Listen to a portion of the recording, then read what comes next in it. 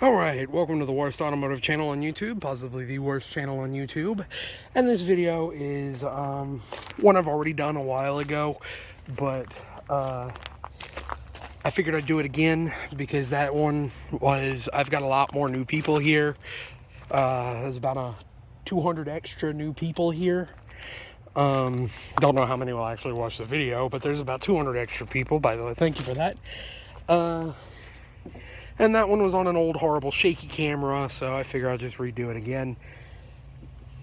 And basically what I'm going to be talking about is my horrible car collection. I don't know how I have so many. I'm only 19. I bought 3 within the span of a year. That's my whole collection, but... and only one of them runs right now, so go figure. It's fine. I'm not paying on the others. I own them. And I don't put any money into them right now. I mean, I try to. The Caprice I do. But we'll get to that in a second. The Caprice I do put money into. Squatted truck. The Caprice I do put money into. Or at least try to. Here lately I hadn't been really able to invest anything into that car. I'll get to that in a second. Because I am fresh out of high school, just now trying to start in college. Really, it's career school for automotive, but and it's expensive. I mean, luckily, I live in a trailer, as you can tell. But, so, financial aid. But it's fine. I still had to buy tools myself and stuff, which is really expensive. Again, that's another reason why I don't know how I ended up with 3 cars. But without being further ado, this is my 1988 Buick Riada. Please forgive me for it being a little dirty. I tried to clean it yesterday and then it started pouring down rain on me. If I have time to do it today, I probably will. And if you don't know what a Riada was, it was this low volume, limited production. It wasn't never meant to be limited production, but it was. Buick that they made. It was their flagship model. They made it from 1988 to 91, and the 88 to 89 has a touchscreen, and I'll show you that in a second. And I will show you the touchscreen in a second, and it's just a front-wheel drive 3.8 liter V6 sports coupe. It's really a Grand Tourer, and I call it I put that in quotations, but it is pretty cool. It is pretty fun to drive. Now, it's not going to blow nobody's doors off, but it's not a fast car, but it's a 1988 all-iron V6, a Chevy V6. It's a really good motor, but it's not gonna impress anyone. Where this car impresses is its handling. Is it top of the line? Is it Ferrari killer? Anything like that? No. No, it's not overly exceptional. It is just pretty decent. Better than what you would expect from a Buick. There is some amount of body roll in this car. I know you're just seeing the pillar right now, but that's because I'm going ahead and opening the door. There is some amount of body roll in this car, but for the most part, it's pretty fun to drive. It is my daily currently.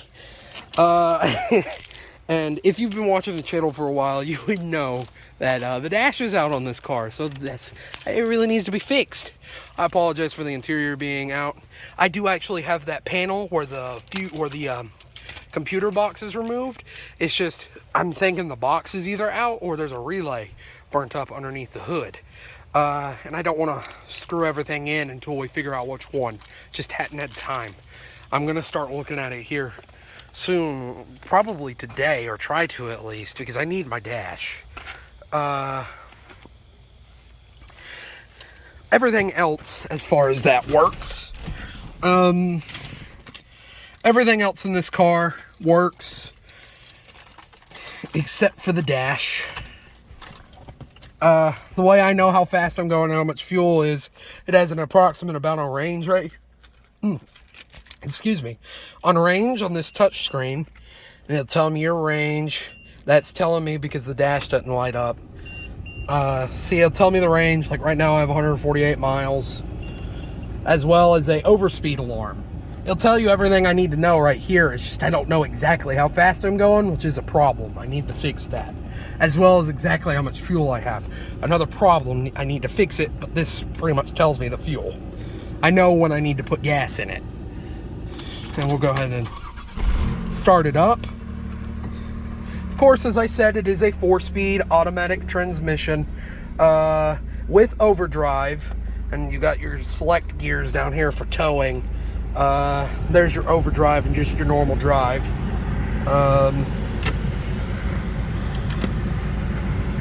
Let's go ahead and turn off the climate. And as you can see right here, yeah, telling me because of the screen. If I change, I can touch the screen and it works. It's a touch screen. Now, some problems have came up on this car. Other than these little problems, I bought it with the dash not working. I thought that was going to be an easy fix. Turned out it wasn't.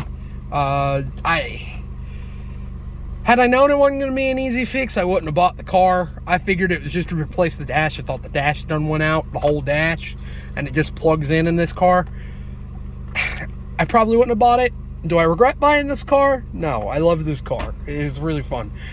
I mean, it's a really cool car. But I wouldn't have bought it had I known this was going to be as much trouble as what it is.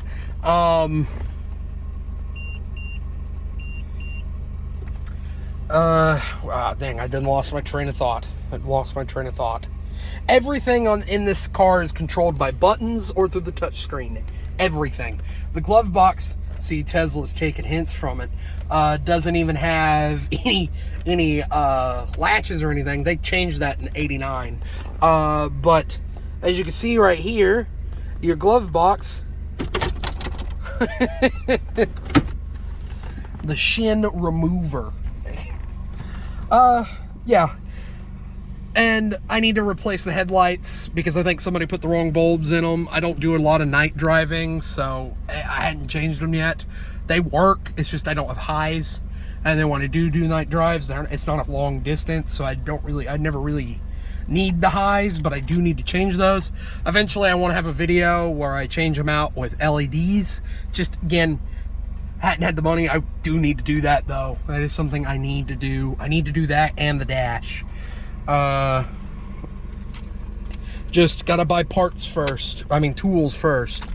With that, we're gonna move on from this car. Again, I apologize for it being dirty. But it's still not as dirty as the others. I do try to keep my car I drive all the time clean. Then we're gonna make a little walk over here to this Caprice. Try to do it quickly. Then you have right here, as we're walking to it, my 1974 Caprice Classic 2-door coupe. Now, the story behind this car is I bought it right after I got my first job. I done bought it for $200 from my shop teacher in Votech Automotive during school. Currently, I'm going to stay a little away from it because I think there's a wasp nest in it right now. But currently, right now, this is the one I'm trying to build for the channel. Originally, it wasn't for the channel. It was just because I wanted to build one, and then I decided, hey, I got so much money in this car, I might as well. Right now, I have a 402 fully built big block. We're not going to worry about the wasps. Hopefully, there's none. And we're going to just sit down. Okay, so now that we're here in the inside, 402 fully built big block Chevrolet going into this car. It's a 614 duration custom ground comp cam, domed pop-up or domed pistons that are 60 over. It's got a steel crank that was factory. I bought the motor for $300 from some guy. We're going to check it, and it's a 402 with a factory steel crank, meaning it was an SS motor. I originally said it was a 427. We checked it. It was still a good deal. I was told, even if the guy was lying, I still got a good deal on it because we did check it, and all the cast number came out to 396,402. Turns out it was a 402 with a steel crank, but still an SS motor or Corvette motor, because in 70, I believe it was 70 or 69, 70 or 68, one of the two. The motor, they changed all their motors over to 402s. Nobody really knows why Chevy did that, but if it's a 396 car made, I think, in the year 70, and it's an SS, it is a steel crank 402. It is a 402 with a steel crank. They just call it a 396. And that's what this car is getting. It's getting a steel crank 402. It's a fully built one, running a fully built TH400 transmission that I'm going to run a Auburn limited slip differential onto some probably 15 by 50 or 15 by 10. 15 by 10, 50 series tires on the rear. Probably, if I don't do that, it's going to be some 17 by 10s on the front, on the rear, with like some 17 by 8s on the front. And this is my street car. Again, as you can see from where I'm talking about this, expensive. I did not realize how much car I was building when I built this thing, or while I'm building this thing. Hence the reason it's taking me forever to finish it. It is very expensive. People tried to talk me out of it, but my job, I was like, no, I got the money, I can make the money. I did not have the money.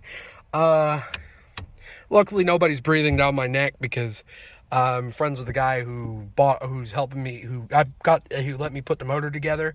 I just bought all the parts through him, or I'm buying all the parts through him. But he did let me build the motor. He's the reason I'm able to film all my stuff. So I am trying to pay him, but nobody's breathing down my neck. I get in real world situations, which this is still a real world situation, but I get with like anything else, you can't do that. It's just, I did not realize how much money I was putting into this thing. I think even he tried to warn me, and I was like being stubborn. Don't regret it, just in hindsight, I should have put less into it. Because eventually this car will get done. Just don't know how long it's going to take to get done. Now, some of the things I'm going to do when this car is running and functional. This bench right here, I'm removing. I'm probably going to put some racing seats in it. In fact, I know I'm going to put racing seats in it. Don't know what size, what brand, but some racing seats. This dash, I'm going to leave stock. I don't want to change it out. I want to leave this car as close to what it looks like now, as close to what it looks like now, minus the racing seats. Or when I get the car finished, I want it to look as close as it does to now, minus the racing seats. Also, I'm going to put clear coat on it and fix the 2 rust holes in the trunk area, which I'll show you those, so the car doesn't rust anymore. Of course, I'm going to be putting a fuel cell in it. I'm going to tub the rear. This thing's going to be a drag car that can go on the road. An old school drag car, old school hot rod thing going on the road. Don't know if it'll ever have AC on it, because this was originally an AC car, but don't know if I ever want to spend the money on that. Probably, because I live in the South, and it gets really, really hot here in the South. But, yeah. See, right here, there's one little rust spot right there. I always remember that side being bigger. Well, the other side's much worse then. As you can see right there, and even then it's still not terrible. For $200, I was told I got an amazing deal on this car, and I believe it. Yep, I got a dead wasp. It's a dead wasp right there. Okay, and now moving on to my 1994 Cadillac Deville. Now, this car right here, I will be the first one to tell you, it belongs in a scrapyard. It does not run anymore. I mean, it starts if I have a battery in it, but I don't have the battery in it no more because the battery died. But this used to be the family sedan, and then later I inherited it, or really it was a hand-me-down, when I turned 16 and got my license. When I had turned 16, really I got my license before that. I got it at 15 because you can get your license at 15 in Mississippi. You just gotta, if you drive, you just gotta have somebody who's had their license for 2 years or is above the age of 18 in the car.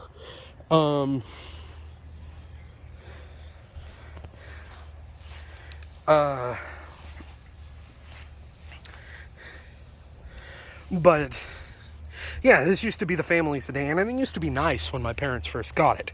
They bought it like 2008 for like $2,000, I think it was, which was a good deal back in 2008 on one of these. I didn't ever pop the hood on the Riada. Well, I'm gonna pop the hood on this one. And I used to think this car, I never thought it was fast, but it wasn't slow, and that still holds true to this day because of the horsepower this thing's got. I mean, the torque this thing's got, the horsepower. This thing ain't got no horsepower. It's got 200 horsepower.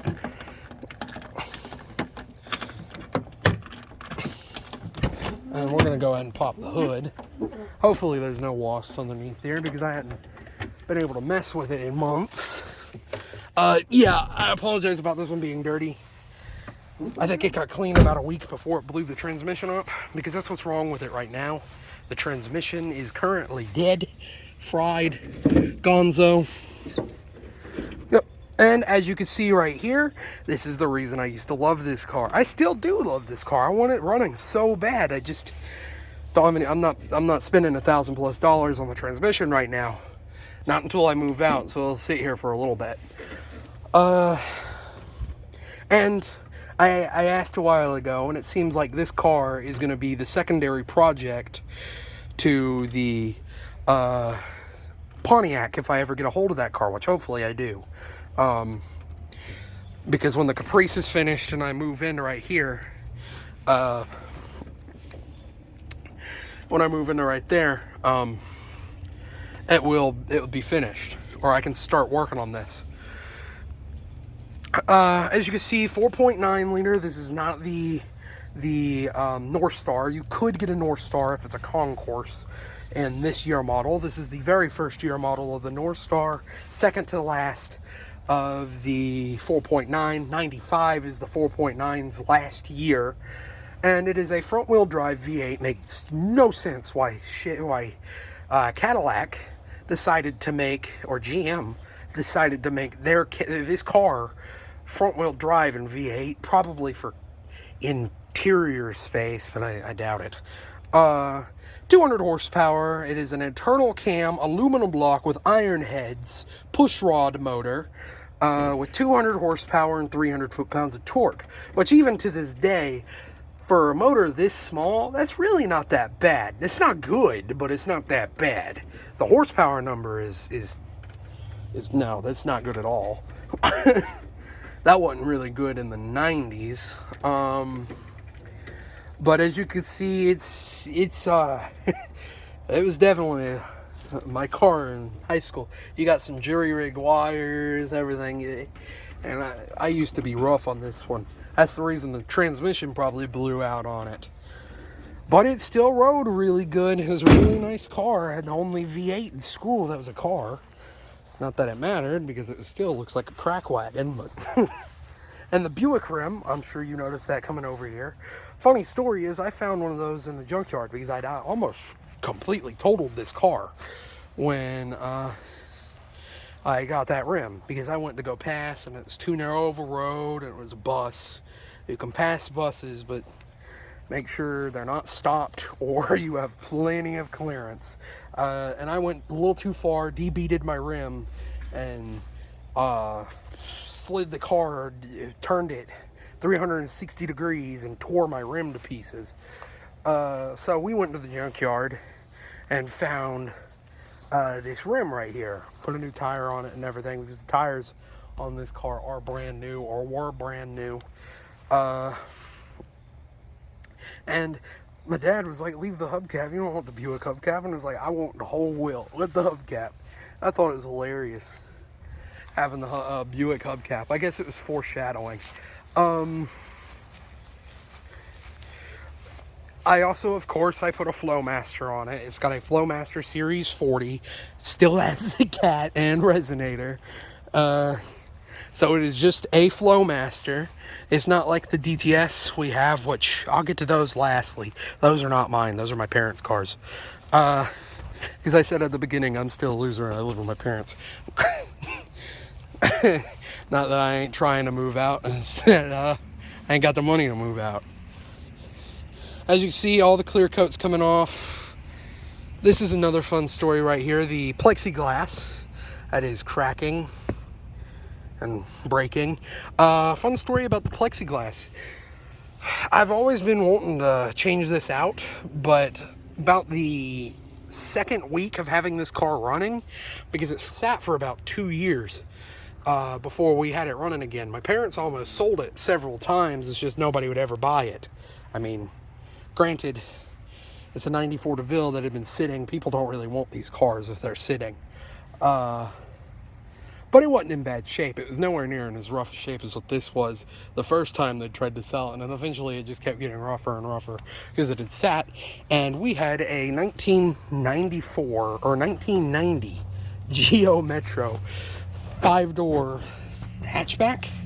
4-door hatchback, 5-door hatchback, whatever you want to call it, with a 5-speed automatic, or 5-speed manual, not automatic, 5-speed manual transmission that was missing the 4th gear, and a 3-speed, or not 3-speed, but 3-cylinder.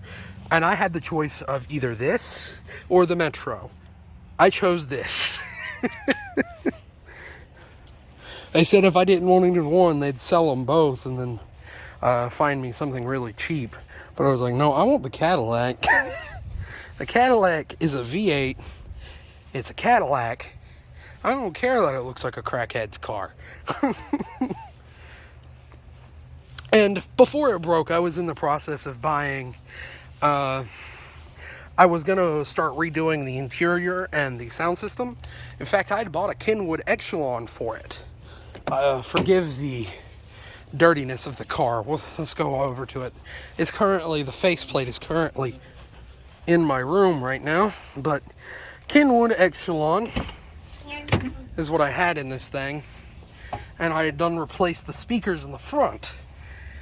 And I tell you, even with the new speakers, this sounded like a whole different car on the interior.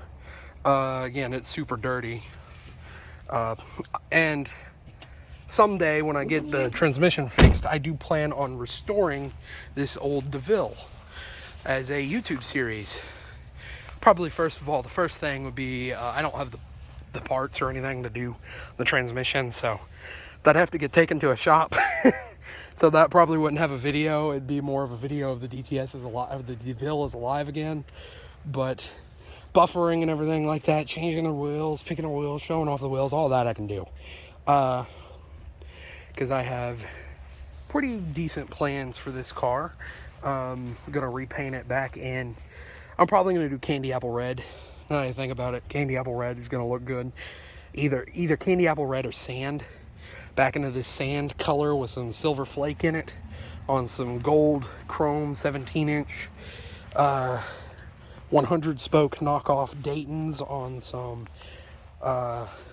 white gold Vogue tires with white interior and gray accents. Like headliner and all that. This car would be looking good with a sound system. Yeah, that's everything I plan to do to it. Of course, it'd take probably as long as the Caprice, but who knows? Maybe by that point maybe the Caprice will make this channel go to where I can start doing it as a career. Right now, it's more just a hobby. I'd love to make a career out of it, but it's more just a hobby right now. But yeah,